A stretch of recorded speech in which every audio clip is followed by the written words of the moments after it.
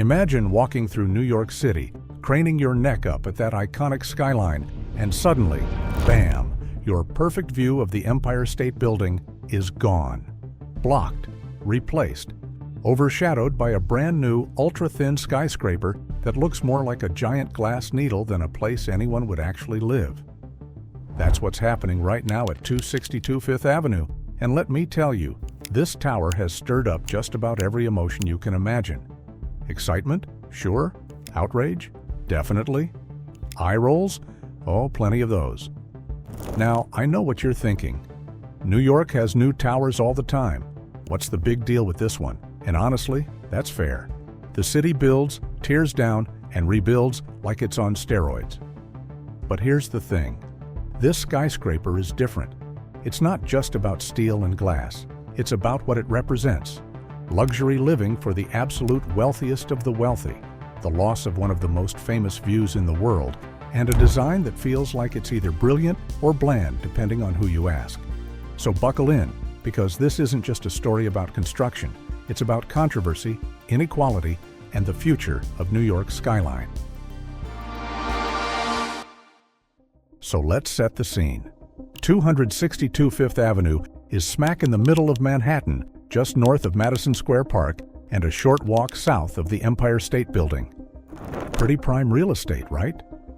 From 2015 to 2016, a billionaire developer, Boris Kuznets, who made his fortune in Russia and Israel, scooped up 3 adjacent buildings for around $12 million.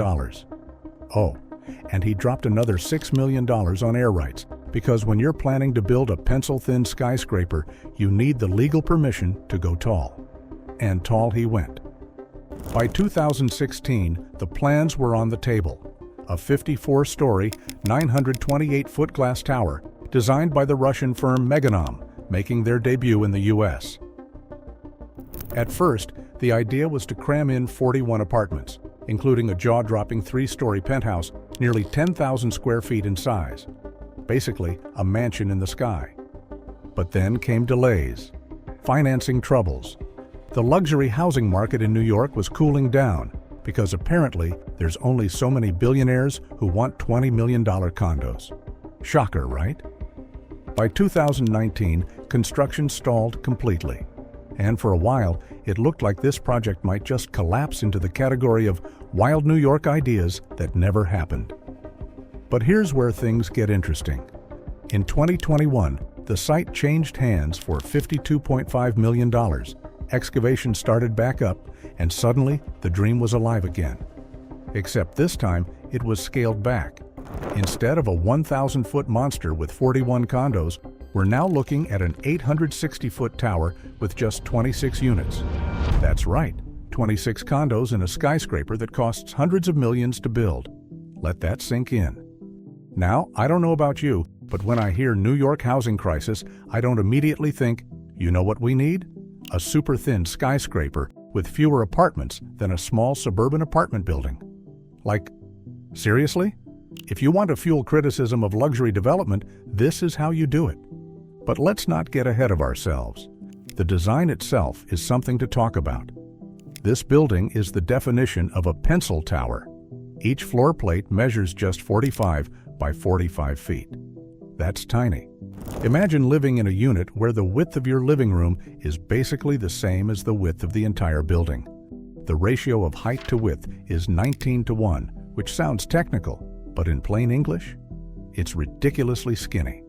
For comparison, 111 West 57th Street, the skinniest skyscraper in the world, is at 24:1, and 432 Park Avenue, another infamous tower, is 15:1.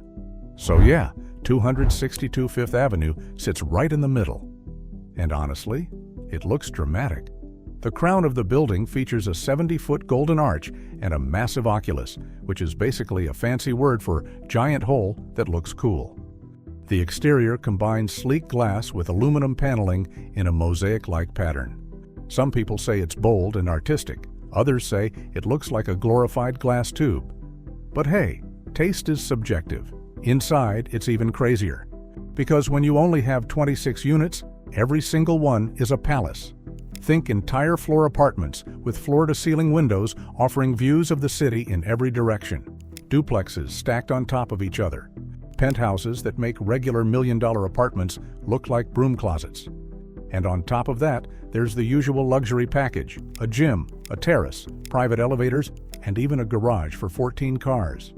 14, which is hilarious because who's driving in Manhattan? But hey, if you're dropping $15 million on a condo, maybe you want to keep your Lamborghini parked downstairs just for fun. So far, this all sounds like your standard New York luxury tower, right? A little flashy, a little over the top, but nothing we haven't seen before. But here's the kicker, the controversy. Let's talk about the Empire State Building. It's not just a skyscraper, it's the skyscraper, the symbol of New York. Tourists come from all over the world just to snap pictures of it. And one of the best spots to see it? Madison Square Park. You get this perfect, unobstructed view up Fifth Avenue with the Empire State Building towering above everything else. At least you used to. Because now, thanks to 262 Fifth Avenue, that view is gone. The new tower literally blocks the line of sight from the park, and people are not happy about it. Imagine traveling halfway across the world, finally standing in that park, pulling out your phone to take the iconic photo, and there's just this random condo tower photobombing the shot. Yeah, not ideal. And this isn't even the first time this fight has happened. Back in the early 2000s, another developer tried to build a massive tower near Penn Station called 15 Penn Plaza. The owners of the Empire State Building fought tooth and nail to stop it, even lobbying for a 17-block exclusion zone around their building where nothing could rise taller. That plan failed, but it shows you how fiercely New Yorkers protect their skyline views. So when residents complain that 262 Fifth Avenue ruins the Empire State Building's visibility, it's not just about one guy losing his window view. It's about the symbolism. It's about whether New York is willing to let its landmarks be overshadowed, literally, by luxury real estate projects that serve a handful of billionaires. And let's be real, this tower doesn't exactly scream community benefit. It's 26 ultra-luxury condos, not affordable housing, not middle-class apartments, just 26 units for the super rich. Critics call it an inefficient use of valuable land in a city where regular people are being priced out more every year. And honestly, they're not wrong. To make matters worse, the math doesn't even make sense unless these condos are priced astronomically high. The developers secured an $18 million construction loan, and when you factor in land acquisition, construction, marketing, and everything else, you're looking at maybe $300 million in total costs. Divide that by 26 units, and each condo basically costs $10 million just to build. So to make a profit, they'll probably sell for $12 to $15 million each. That's the average, meaning some units could easily hit $20 million or more. Who's buying this stuff? Hedge fund billionaires? Saudi royalty? Crypto bros? Probably. And that right there is the heart of the debate. Is this progress, or is it just another example of a city catering to the wealthiest people on Earth while regular New Yorkers can barely afford rent? Some argue that every new building adds housing, no matter what price point, so it's technically helping. Others say, no way, if you're only building 26 units for billionaires, you're just making the inequality worse. Here's where I land. New York absolutely needs to grow. It needs more housing. It needs bold design. But growth shouldn't come at the cost of losing the soul of the city. Blocking the Empire State Building view? That's not just a design choice. That's erasing part of New York's cultural identity. And building a $300 million tower for 26 people? That feels less like progress and more like a monument to excess. But hey, maybe you disagree. Maybe you think the skyline should always be evolving, that no view is sacred, and that if someone wants to pay $20 million for a glass box in the sky, that's their right. And that's fair. This is the kind of debate that makes cities like New York so fascinating. So what do you think? Should New York protect its iconic views at all costs? Or should developers have the freedom to build whatever they want, no matter how it changes the city? Drop your thoughts in the comments. I really want to know where you stand on this one.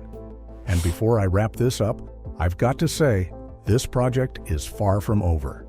The building topped out in April 2024, but construction won't be done until the end of 2025.